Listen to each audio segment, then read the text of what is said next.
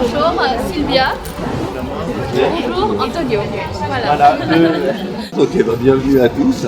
Donc, pour cette balade dans le 10e, donc nous sommes dans la rue du Faubourg du Temple, à l'époque qui était un petit chemin pour aller au village de la Coquille, maintenant devenu Belleville. On essaie un peu d'être hors des sentiers battus. Donc on est parti au départ sur les quartiers prioritaires de la politique de la ville. Donc les quartiers les plus populaires, clairement, pour les revaloriser. L'une de nos originalités, c'est que les parcours ressemblent vraiment aux éclaireurs animateurs, parce que justement, ils se distinguent clairement des guides classiques. Et donc, on a trouvé le nom d'éclaireurs urbains. Donc voilà, ce sont des éclaireurs, et ils sont assez fiers de ce titre. Ouais, Maurice et Amandine.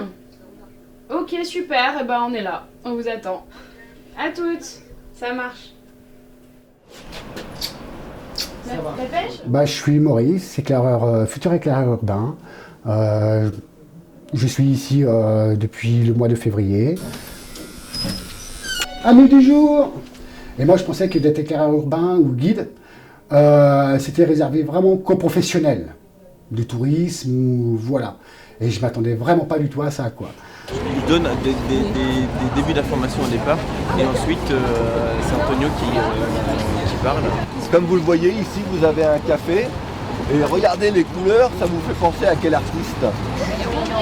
Ah, exactement. On s'est dit que l'idée de proposer de l'insertion par le tourisme pouvait pour le coup être un excellent levier de mobilisation de personnes qui n'avaient pas travaillé depuis longtemps. Pourquoi pas ouvrir à un plus large public que des SDF, essayer aussi peut-être d'aider des gens avant qu'ils en arrivent à être dans la rue. Et puis bon, alors on apporte un petit complément d'argent puisque les balades sont rémunérées. La loi normalement interdit le travail à l'heure pour éviter la précarisation du travail. Donc en fait, dans une optique d'insertion, il y a des associations agréées, qu'on appelle donc des associations intermédiaires, qui s'occupent de faire les contrats de travail. C'est pas énorme, c'est du SMIC horaire, c'est du travail à l'heure. Donc c'est simplement un complément des minima sociaux dont peuvent bénéficier les éclaireurs. Mais voilà, c'est un petit plus. Après une balade, une formation de ce matin, le petit café qui s'impose. Les démarches qui m'ont apporté l'alternative urbaine, déjà c'est le suivi, le soutien.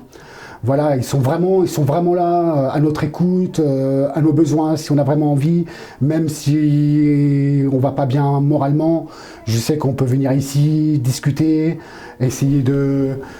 Voilà, enfin, ils sont à notre écoute. Je sais que pour moi, alternative urbaine, c'est quelque chose d'important pour moi, donc ça c'est sûr. Je paye un loyer comme tout le monde, j'ai ma carte de transport, je peux voir ma fille alors qu'à l'époque je ne pouvais pas la voir en étant à la rue, ça c'est quelque chose qui n'est pas possible. Est-ce que quelqu'un peut me dire ce qu'il y avait marqué en haut? Palais du commerce. Waouh, ils sont attentifs. Hein. De ce côté-là, on est dans l'art nouveau, ici on est dans l'art déco.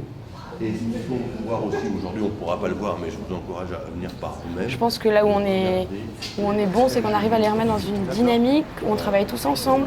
On parle d'inclusion plutôt que d'insertion, parce que ça nous paraît aussi important. Ça donne, ça enlève ce côté un petit peu hiérarchique ou un petit peu au-dessus de l'autre. Là, on est vraiment main dans la main, ce qui permet un dynamisme général qui marche plutôt bien. Et vous regarderez sur le mur, vous voyez des formes de lions là, très jolies. Alors, si vous vous demandez à quoi ça sert,